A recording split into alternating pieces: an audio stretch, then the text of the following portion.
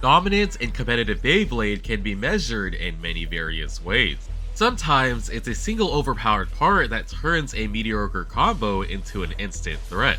Other times, it's a group of seemingly average parts that synergize so perfectly it alone becomes a competitive monster.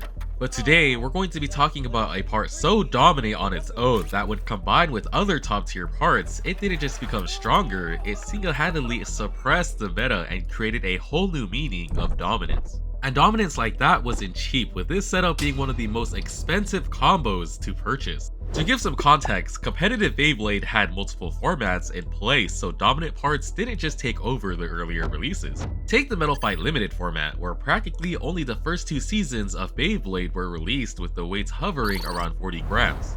Or the 4D format, where Beyblades utilizing the 4D system were legalized and with the weights increasing towards over 50 grams. Then came the Metal Fight Standard format, where every single part in Beyblade history was legalized, including parts from the 0G series where the power level really increased compared to the 4D system where combos can easily reach over 70 grams. But weight creep wasn't everything in this format, because during the 0G era, Beyblade really tested its limit, releasing parts that were absolutely game altering and meta defying. And because of this, there was one part that stood out among the rest, a part so strong, even optimizing the setup of it could result in an almost 100% success rate against every combo in the Beyblade meta. The part that was so dominant wasn't the fusion wheel or the tip, it was none other than the spin track.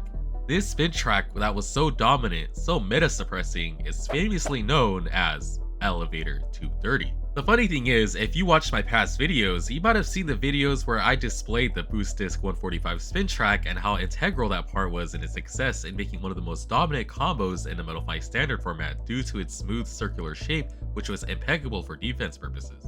And also the video where I displayed the 230 spin track, which was another integral part in making one of the most dominant combos in the Metal Fight Limited format due to its tall, smooth, and round shape that drains the opponent's stamina and deflects attacks.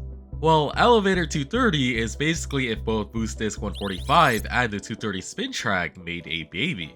Elevator 230 utilizes the tallest available height, 230, alongside a large circular disc. But it doesn't stop there, because it has one little special ability where the elevator portion kicks in. And that's because the large disc is able to move freely in a vertical movement, which has some really cool interaction in battle. Now let's go back to the Boost Disc 145 and the 230 spin track. These two spin tracks were extremely powerful on its own, but they also had clear weaknesses that the Elevator 230 spin track basically fixed. You see, both Boost Disc 145 and Elevator 230 has this large circular disc, but Boost Disc 145 is at a low height. This meant that Beyblades at mid-range height could actually still hit your fusion wheel and deal enough to knock you out and or catch you off balance by making you scrape.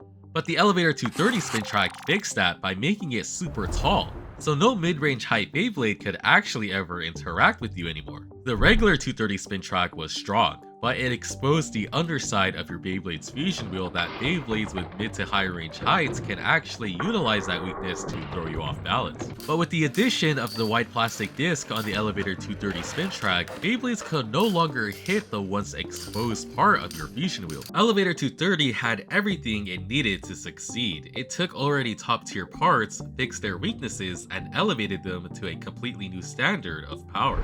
But on its own, it was still waiting for the right combination to fully shine. But before we dive deeper, let me tell you where you guys can get these authentic Metal Fight Beyblades in 2025. With all of the reproduced MFB Beyblades these days, it's hard to actually tell whether you're getting an authentic Beyblade or a mid-fake.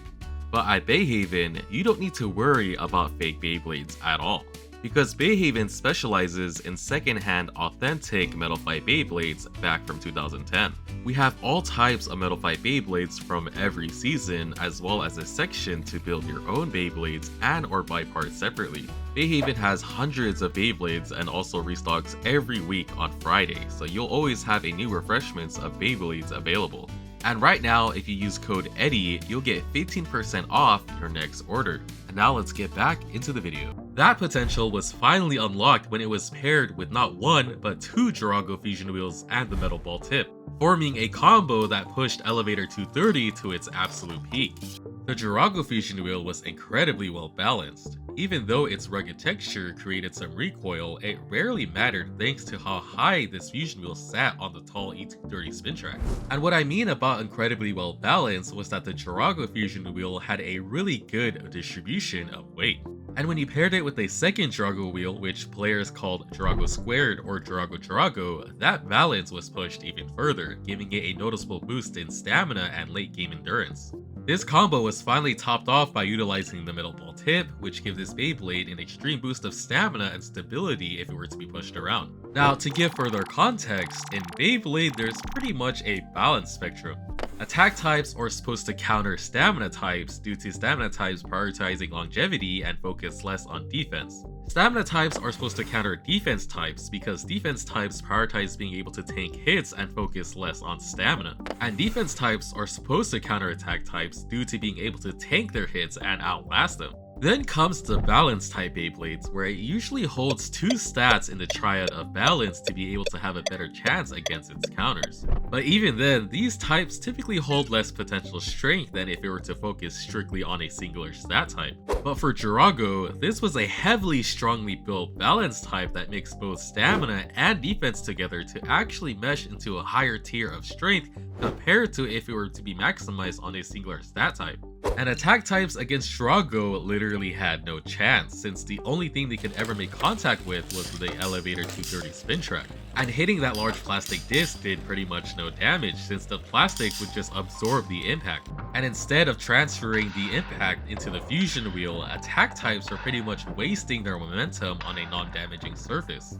By the time they reached anything important, they'd already lost speed, balance, and stamina, while Girago just kept spinning like nothing happened. It felt totally unfair, like the chances of being able to win by a little was pretty much almost impossible. Stamina types also had a really rough time against Girago. If you've seen the Flame 230 CS video, you'll recognize the same interaction at play, but with Girago using it to a much greater extent. Through constant pressure and repeated strikes, it induced destabilization, causing stamina types to burn through spin far faster than they were designed to. Especially with the difference in material, the opposing Beyblade's fusion wheel is having constant contact with just the plastic disc. And not to mention the sheer weight on Girago alone, it would most of the time take center of the stadium, forcing the stamina Beyblade through gravity to get thrown into Girago. Wait, I'm losing. Wait, I'm losing. Wait, what happened? Now for defense types, well, against Girago, the matchup was practically unwinnable. It's not like you're taking hits to survive against a low stamina attack type, and if stamina types couldn't outlast Girago, defense types couldn't come near winning. And at this point, if you did bring a defense type against Girago, you weren't fighting to win, you were just waiting for the loss to play out.